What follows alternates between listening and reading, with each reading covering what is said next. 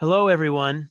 My name is Bruce McFarland. I'm a founding member of the Democratic Alliance for Action of Santa Clarita and have been president of the organization for several different terms.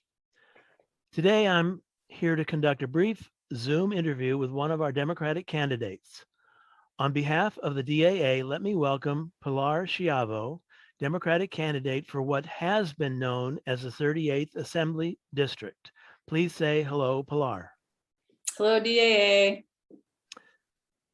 All of our questions today are based on input from our members and are worded in a way that will hopefully motivate our candidates to reveal their true nature and purpose and values.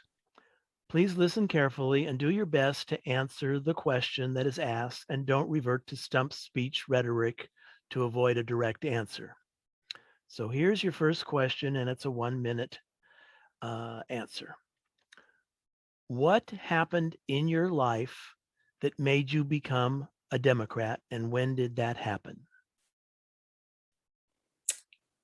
I never considered not being a Democrat. I grew up in a family of Democrats, some opinionated parents, which I guess created an opinionated kid, and is probably why I have an opinionated kid.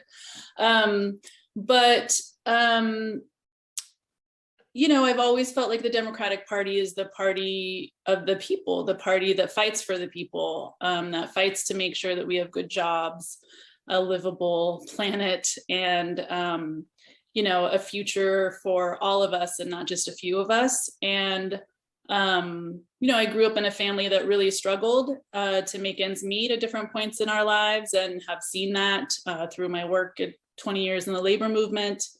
10 seconds. So I've always just felt, aligned with the Democratic Party and believe in what we're fighting for. Okay. So keeping along that vein, I'd like to know, what kind of a Democrat are you? And you have 1 minute for that.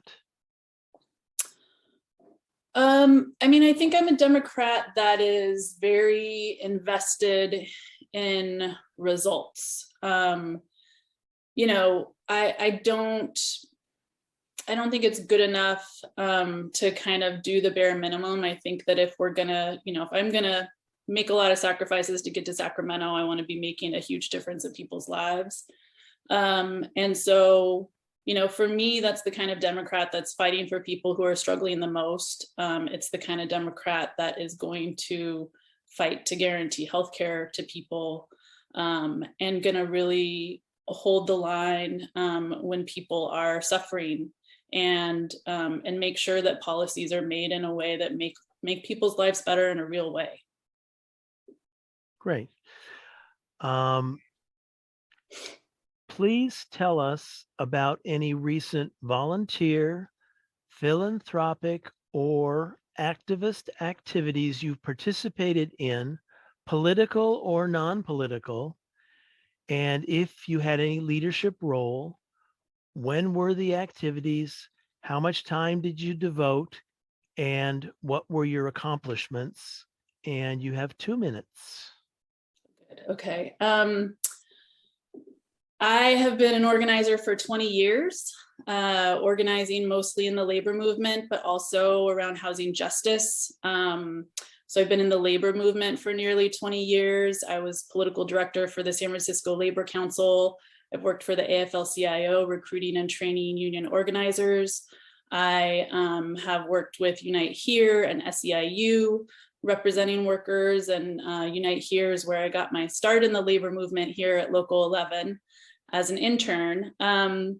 And I, most recently worked with CNA, with the nurses, for almost 13 years, where I was a political organizer. So I've worked in countless coalitions, on countless campaigns that I could not name in 2 minutes, but I've worked on environmental justice issues, was at the table to negotiate one of the first $15 an hour minimum wages, have won tens of millions of dollars in community benefits agreements and job opportunities, and have started 2 organizations in the West Valley, one of them that works on homelessness and one that does political organizing around homelessness, housing, racial justice, and environmental justice.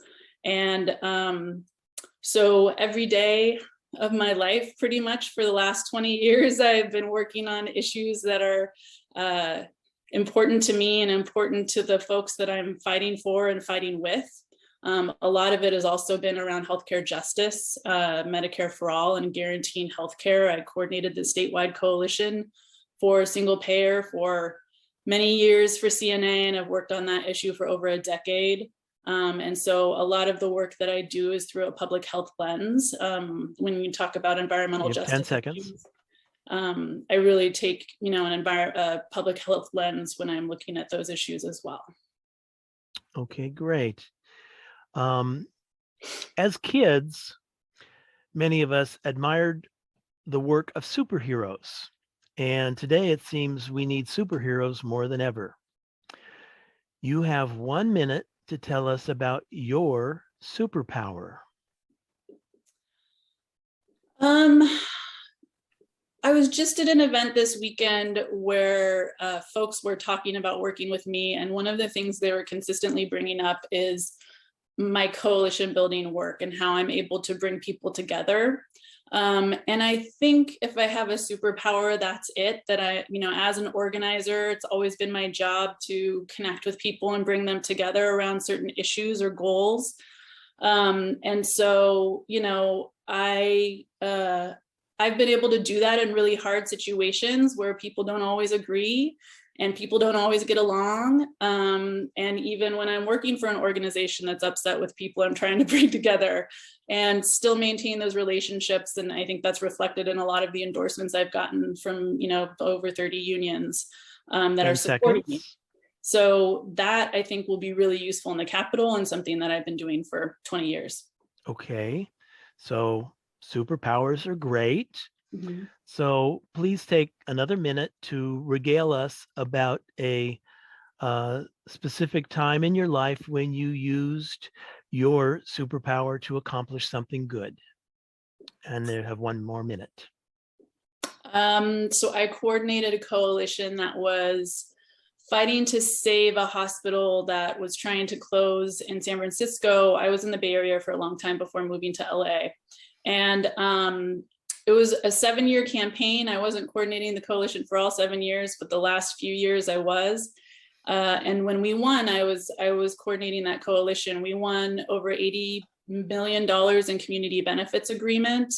We stopped the hospital from closing, and we were able to secure agreements around local hiring, creating clinics and access to healthcare in local areas that needed it. And a number of things. I was really proud of that because it was a very diverse coalition of housing advocates and unions and healthcare advocates who all came together and stuck together through some very, very hard negotiations and attacks. Very good. Specifically, when did you decide to, and what happened to convince you to run for this office? And 1 minute for that. After being on the front lines of important issues for so long, I got to the point where I really want to get inside the Capitol and make the laws and make policy. I think that it's important for us to be able to win as a movement, that we need an outside and inside strategy, and we have to be able to do both. And, after a lot of conversations and seeing what a difference it would make to flip this seat on some key, bold legislation that needs to happen at the statewide level, I felt like there was a path for me to do it. And I felt like this was an important race for us to be able to win. And so, that's how I ended up here. Okay, very good. District residency seems to come up in nearly every election cycle. We would like to know where you currently live, how long you've lived there, and where you lived before that, and what significance should residency have to a voter? So 1 minute. I've lived here in the West Valley. I'm in Chatsworth, and I've been here actually after I got divorced. I was looking for a place to live and ended up here because I love the Santa Susana Mountains and hiking, being from near Yosemite myself and growing up in the mountains. So that's how I ended up here. It's going on 4 years now that I've been in the district and in this home with my daughter. And before that, moving around LA, I lived in Studio City, I lived in Pasadena before I ended up here, and I've been in the Bay Area and lived around the country as well. I think residency is really important. It still kind of baffles me that you don't have to be a resident to run for your congressional seat, because I think you need to be rooted in your community. And I think while, I haven't been 10 here seconds. the longest period of time, I've quickly gotten rooted in the community and built 2 organizations since I've been here, and done a lot of organizing in my community in the West Valley and throughout the area. Okay, very good.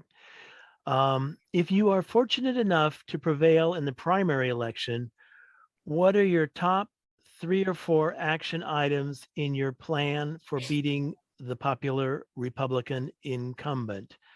And I'm looking here a little bit for your campaign strategy more than what you're going to do after if you do get elected. So this Sure. is like, if you win the primary and you're in the race in November, how are you going to beat the Republican?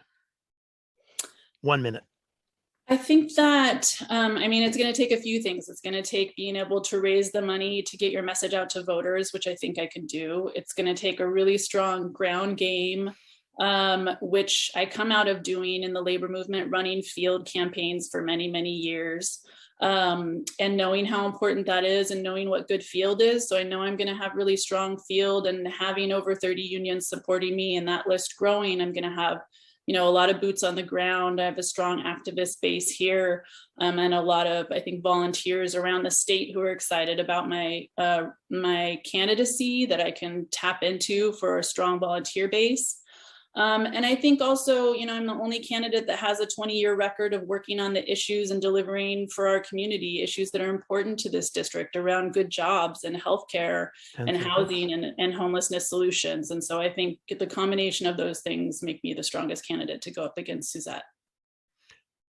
Okay, so we're going to take another minute and follow up a little on this question. And you addressed it a little, but I'm going to give you another minute. What makes you think you have what it takes to execute a winning strategy against the incumbent? Coming out of political organizing, I wanted to give myself the best chance to win. So I was the first one in the race. I only had 6 weeks until the first, fundraising filing deadline, which was very scary as a single mom who quit her job. And, people are saying they're not going to take you seriously unless you raise $100,000. And I don't have rich friends coming out of union organizing, but I raised $120,000 in those 6 weeks, and I broke 2 fundraising records. So I've started really strong in fundraising. I've started really strong in endorsements and announcing 2 endorsements a week since basically I launched the end of May. And just consistently, I think, have a growing and building strong campaign. And so those elements that I think are critical to be able to win around field, around money, around getting a message out that resonates with people, I think all those pieces, are in my campaign. Great. So the last essay style question here is going to be a 2-minute question. And it's, if you are elected in November, what specific issues important to the residents of Santa Clarita, because we are the Democratic Alliance for Action of Santa Clarita, what important specific issues important to the residents of Santa Clarita would you like to address and solve in your legislative session? And we'll give you 2 minutes. Okay. I almost ended up, when I did get divorced and I was looking for a home and a place to land, my realtor at the time was from Santa Clarita and had raised a daughter as a single mom there. So she really pushed me to move to Santa Clarita, and I almost ended up there. And so I know what good quality schools are there that are so important to the community, and people move there for that reason. And we need to protect and improve those and make sure that the teacher shortage we're experiencing now is addressed. I think that, fires, our whole district is struggling with the impact of fires. Where I live is also, I know much of Santa Clarita is up against mountains. Where I live is up against mountains, and we're rezoned into a high fire danger area. And then our whole community lost our fire insurance because of that. And so I know, this is impacting people in Santa Clarita and around the district. And we need to be serious about fire mitigation, making sure that, homeowners are protected and that we're building smart and not in high fire danger zones too. We just heard that we're not getting any water from the state. 0 we're getting from the state. And I know that is a huge concern.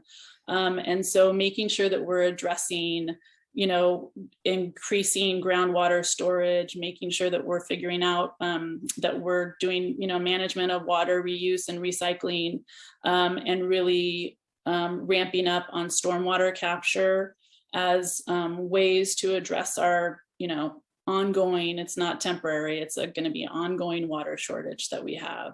And I think 10 that seconds. there's a lot of union members in the district, and I know fighting for good jobs and a strong economy in this district is really important as well. And so I'll continue to do that work in Sacramento too. Okay. So we have a couple of yes/no questions. Do you commit here and now that neither you nor your campaign will disseminate any false information about any Democratic candidate? Absolutely. Okay.